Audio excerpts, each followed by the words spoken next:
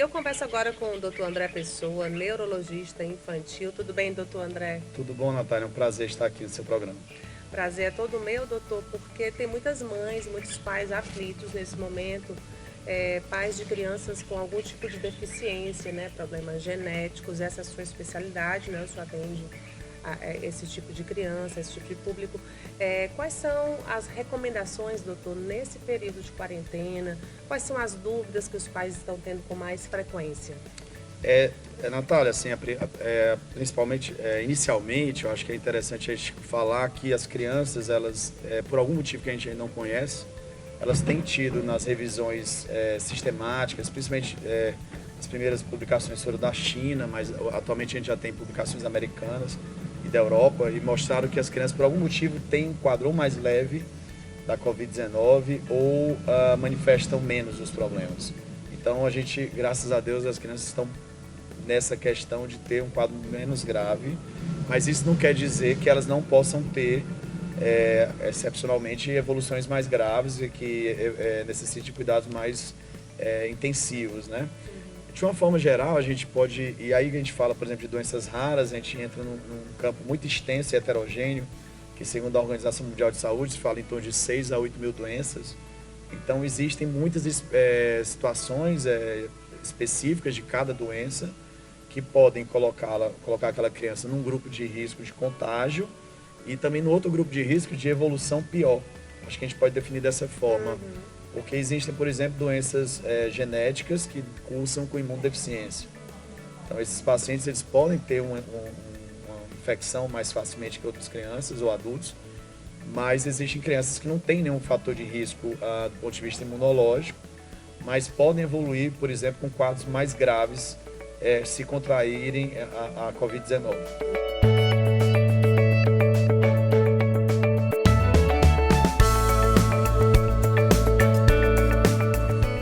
Desse universo, né, que o senhor falou, realmente são muitos problemas, mas existe algum grupo específico em que esse risco de contágios seja maior? Existe, Natália, aquele grupo em que, por exemplo, a gente tem imunodeficiências geneticamente determinadas, tem um grupo de doenças genéticas que cursam com imunodeficiência e faz com que essas crianças que tenham essas condições tenham maior predisposição de infectar-se, né? Outra situação, por exemplo, seriam doenças sistêmicas em que as crianças ou adolescentes necessitam de usar uma medicação chamada imunossupressor. Tá? Então, aquelas crianças, por exemplo, crianças transplantadas, né, que receberam transplante de órgão, ou crianças com doenças sistêmicas mesmo, como lúpus ou outras, né, que recebem medicações que baixam bastante a imunidade e também entrariam no grupo de risco de aumento de contágio. E o grupo em que essas crianças correm mais risco, caso contraiam a Covid-19? A gente tem algumas situações em que isso acontece, que a gente tem uma preocupação maior. Por exemplo, a gente pode elencar um grupo chamado de doenças neuromusculares, porque muitas delas, os pacientes, as crianças e adolescentes, têm já no seu quadro clínico a insuficiência respiratória. Então, eles já evoluem com essa dificuldade de respirar. Por exemplo, a gente pode citar a AMI, que é a atrofia muscular espinhal, a tipo 1, que é a mais precoce, até 6 meses de idade, que a criança ela vai ter um quadro de fraqueza muscular, e essa fraqueza muscular leva a um quadro de insuficiência respiratória. Tá? Então, a maioria das crianças com esse tipo de doença, a AMI1, no final do primeiro ano de vida no Brasil, elas estão necessitando de ventilação mecânica. Então, elas vão evoluindo pela evolução natural da doença, com um quadro de insuficiência respiratória, de necessidade de suporte ventilatório. Então, uma criança que esteja nesse grupo, ela fatalmente ela vai evoluir de forma muito pior caso ela contraia a infecção pelo SARS-CoV-2. Então, os cuidados devem ser redobrados, né, doutor? É bom até deixar claro aqui em que casos essas mães devem sair de casa, levar essa criança para uma emergência, só nos casos mesmo de febre alta. Desconforto respiratório. Né? Isso, pode explicar melhor, porque já Sim. fica algo bem determinado. Legal. Então, e aí a gente, aproveitando falando da AMI, nós fizemos uma adaptação, uma tradução de um documento que foi feito por uma associação americana chamada Cure SMA, ou Cure AMI, que é uma associação originalmente feita por pais de crianças ou adolescentes que têm AMI, e eles fizeram um documento na Covid-19 de cuidados gerais que as crianças e as famílias, na verdade, devem ter, cuidadores, tá? e esse documento deve estar sendo publicado essa semana. Em torno de uns 5 experts, eu fui incluso nesse rol para adaptar a nossa realidade, fazer a tradução e adaptar a nossa realidade. E aí, Natália, acho que é importante também a gente, a Sociedade Brasileira, falar que a Sociedade Brasileira de Pediatria e os órgãos de pediatria, eles têm falado, elencado sintomas e situações em que a família deve procurar uma emergência, como, por exemplo, uma febre persistente, que passa ali de 3 dias, tá? Se a gente estiver falando da febre isolada, mas se essa febre vier, por exemplo, com um desconforto respiratório, isso já seria um sinal de alerta para procurar uma emergência. Se for uma tosse isolada, também deve se observar mais, e aí você observa se o paciente tem febre ou se tem desconforto respiratório. Mas a grande mensagem não vá por qualquer motivo à emergência, porque a gente tem um risco de sobrecarregar as emergências e um risco de infecção nas próprias emergências. Uhum. Então, eu acho que o mais importante é ouvir o caso a caso e que essas crianças sejam orientadas, essas famílias sejam orientadas pelos seus pediatras, caso a caso. Porque, como a gente fala no universo de infinitas possibilidades, pode haver uma criança, por exemplo, que tem uma asma, que tem uma situação diferente, que a coloque num grupo em que o cuidado pode ser mais intensivo e a observação desses sinais de alerta possam ser mais rigorosas.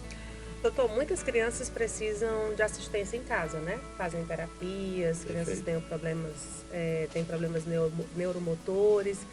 E aí, como decidir nesses casos aí? Se continua a terapia, se para, o que é que vai definir aí a prioridade nessa situação? Então a gente tem os pacientes, de uma forma geral, os pacientes com quadros neurológicos, a gente pode dizer isso, tanto doenças neuromusculares, como a paralisia cerebral, como as outras doenças neurodegenerativas, em que a criança precisa da estimulação precoce ou da reabilitação. A orientação geral é que, por hora, as terapias presenciais elas sejam suspensas, presenciais da criança e a clínica, porque o risco não é maior do que o benefício que elas têm neste momento, tá? A outra situação que você falou, Natália, é do home care, que é um termo em inglês que foi bem apropriado à nossa população, mas desse tipo de cuidado intensivo que existe em casa, né, de crianças que precisam principalmente de suporte ventilatório ou de suporte alimentar. Nesses casos, o home care deve ser mantido, porque, por definição, esses indivíduos têm situações clínicas, condições clínicas que requerem, que demandam maior cuidado de saúde mesmo, tanto de médico, como de enfermeiro, como de auxiliar de enfermagem.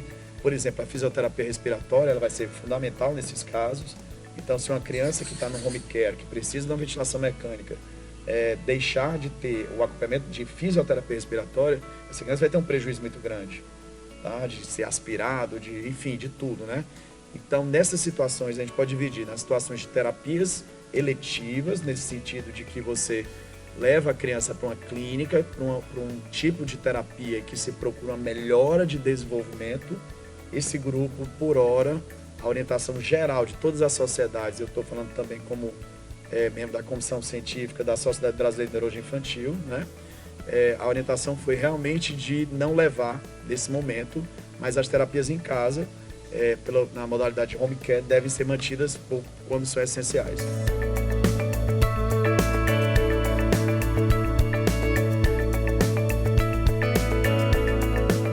Doutor, e para a gente encerrar, a pergunta que não pode faltar é o que fazer com essas crianças em casa, né? A gente sabe que a gente fez uma live há pouco tempo, Sim. As mães perguntaram muito sobre isso, porque as crianças estão muito inquietas em casa. E eu gostei muito da resposta que o senhor deu lá na live, e da importância dos pais estarem perto mesmo. Perfeito, né? perfeito. Você até falou dos pais que saíram para dar uma volta de carro. Perfeito, é isso mesmo. Então, o que fazer com essas crianças tão inquietas em casa hoje?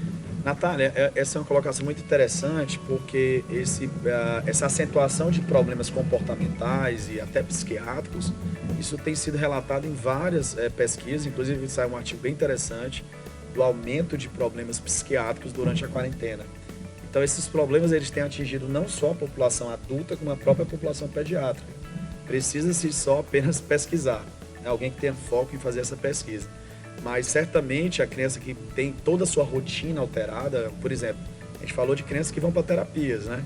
Essas crianças, elas sentem também a falta da terapia, elas sentem ou crianças que não têm uma necessidade especial, enfim, não têm alguma deficiência, essa criança tem a rotina de ir à escola, de ir para o futebol, de ir para o karatê, para a natação, do convívio com colegas, e essa quarentena certamente pode aumentar o grau de ansiedade, como você está falando.